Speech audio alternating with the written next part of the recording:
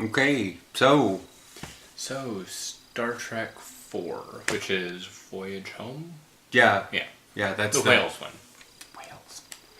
Of course Every child knows it's about the whales. it's all about the whales. It's the best marketing scheme for Save the Whales. Really was. Do we know if they were actually affiliated with it? I have no idea. Oh, okay. Awesome because it has time travel. Awesome and funny and all that cool stuff. Mostly just funny. Yes. Chekhov, Russian, trying to ask about nuclear vessels. Where do you keep your nuclear vessels? Yeah. Yeah. During the Cold War. Yeah. Yeah. My favorite was actually Scotty.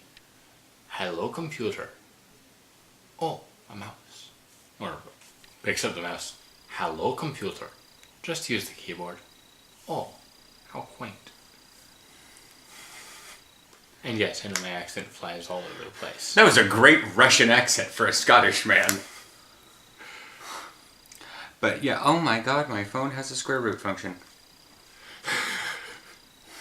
Apparently I can find the square root of period. Anyways, so yeah, it's just Star Trek 4, and, you know, the fact that they take Chicky and fly her back to, I have nothing! You know, of course you have nothing. We're taking your whales, and you're dead. So she comes back, and then we have to deal with the court-martial and the Enterprise A. Yeah. And that's in 5. Well, that's the end of 4, and then in 5 they basically take it on their run. And their, Maiden voyage? shakedown cruise. Shakedown cruise or something. And they basically, that's when they get called to Nimbus 3. Yeah. After the big explosion. No. Nimbus 3 is... Nimbus, not Praxis. Praxis, right? Yeah. Nimbus is the Paradise Lost. That one. That one, Yeah. okay. The first one where that guy shows up. The David Warner. The first movie where he shows up. He's the human ambassador. Ah, okay. Yeah. I'm not good with names. Well, actually, you're the one that brought it up to me because I kept forgetting his name. Every time you see him, you know it's David Warner because I know he's the scientist from Teenage Mutant Ninja Turtles 2. Secret of the Ooze. That was not me that brought that up. Huh? Someone else who was 6'5" and laying in my bed. Anyways. So, yeah. That was awkward. Yeah. So, yeah. 5 is action-y. It's adventure-y. More than exploration-y, I guess would be the best way to put it. Well, it's about confronting one's it's kind of like finding cult salvation about one's internal I mean, Kirk had it best, you know. We define ourselves by all of our mistakes, you know, own up to your own faults. Yeah. You know, Spock was born half human. No, apparently Vulcans don't even, whatever. Yeah. And he had to deal with that, and everyone on the crew just got mesmerized because Cybok was, you know, making them kind of think that they were confronting their demons when they weren't. Yeah. And Kirk fought against it because he accepted his demons. He didn't accept one. Well, yeah, but that's Kirk. Well, yeah, we find that one out in Star Trek 6. Which But yeah, is... but I like in Star Trek 5 at the very end, what does God need with a starship? Yeah. And then 6 is... That's where Praxis explodes. Okay. That was like... And it's the one that you always refer to as floating Klingon blood, right? Yes. Okay. And... Put my phone down.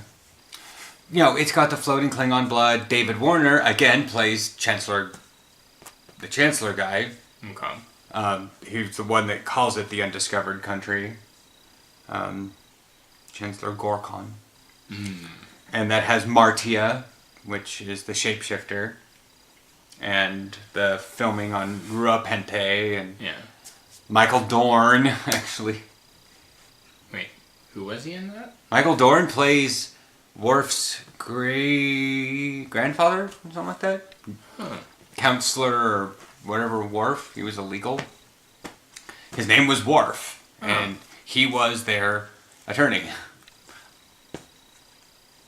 I'm sure I noticed that at the time. Yeah, well, it's really well. You'd notice it now, Yeah.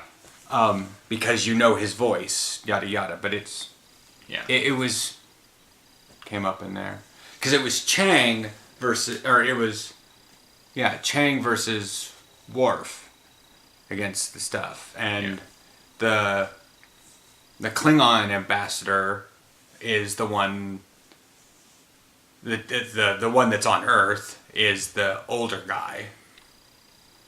And then Chancellor Gorkon is trying to do the thing, and then he gets shot, and the people in the murder mystery, and it's got the great little things in the galley where they shoot the thing and the alarms go off. Did someone fire a phaser? Yeah. Yeah, don't worry about it.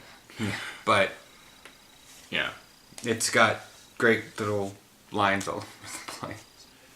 Yeah. It really was very much the pinnacle, I think, of... It was really hard to watch that one with me because I know it verbatim pretty much. Yeah. I think that one was really the pinnacle of the cast working together. They know each other so well and can do everything so tight-knit. Yeah. And it was even significant. It was their last send-off as a ship. They were going to stand down in 3 months. Then they walk into the Federation briefing room and they're like, "What the hell are we doing here? We're going home soon." We're retiring. I've already got my house on the lake. Yeah. The people are packing up my old house. They thought they were just going to ride out the next 3 months, but Spock went. Yeah. If you keep looking at your phone, you'll keep seeing stuff that's distracting. Yes, but someone reblogged the husky and the kitten. Anyways, but yes. So, that's those 3 movies. What did you actually think of all of them? 4 is probably my favorite of the movies. Like, the whales and the comedy, etc. Mm-hmm. As is kind of obvious, I tend to forget about 5. I Well, think that's I've what only seen it once or twice. That's what I said last week. It's just like, it's got to be a pretty bad movie. We haven't gotten to the final frontier yet. Yeah. It had a great message. It had great little lines. Yeah. The little ting ting ting ting, and they're like, stand back, boom. What are you standing around for? Don't you know a jailbreak when you see one? Yeah. But rocket boots. yeah, it has all of the cheesy good lines from at least these 3. Yeah. It has the silliness, but it didn't quite click. And it may just be that I haven't seen it as many times. Not gonna. And I'm not going to, probably. No, you can if you want to watch it. It's just not going to get much better. Okay. But yeah, 6 is one of those you can probably keep watching again because it's a wholesome adventure. Yeah. It's got the mystery. And it's a murder mystery, which is always nice, and yeah, it's a murder mystery led by Spock, with like the wise sage is Sulu. I almost want to call it what you called it at the time, which was like CSI Star Trek. Yeah. Because they're like taking the little thing and they're taking a blood sample on the such and such. But yeah. So that's pretty much that. So yeah, that's 5 and 6. No, that's what I was talking about with 6. 5 was not memorable, but was fun. Yeah. So we'll catch you all next week. We'll Yes. roll the dice, figure out what we're doing.